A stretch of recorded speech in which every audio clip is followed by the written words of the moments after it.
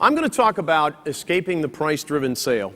And I wonder how many of you have thought for a moment that when you saw that title, yeah, sure, I bet. I'm not going to teach you how to escape the price concerns legitimately echoed by your customers.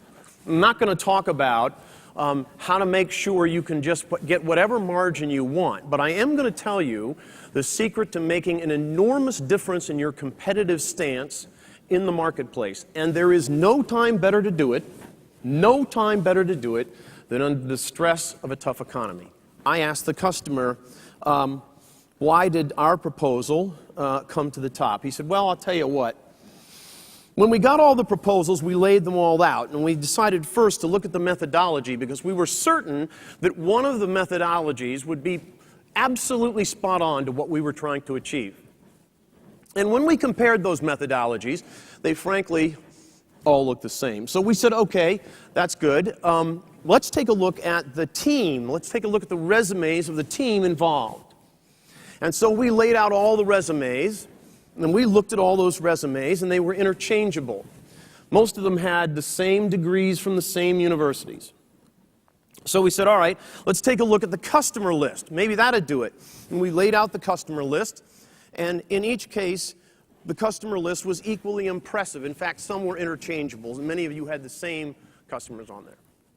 So we just picked the cheap one. And the guy said, I can't sustain a business in which we invest all that effort, I require all that dedication, we have all this expertise and all this excellence, and in the end, the customer can't decide because we've not done enough to distinguish ourselves, and we end up getting it just because we were cheaper. Frankly, I don't want to win on cheap. I want to win on good. So when we're talking about KI becoming the trusted expert, the trusted advisor, it really is not just the key to escaping the price-driven sale. It's the way to exercise the professionalism of the job. Nobody got into sales because they said, what I want to do is I want to quote cheap prices all day long. That's what I love. Marry that with cold calling and you got the greatest job ever, right? No, they get into it because you like having expertise. You like being able to help people.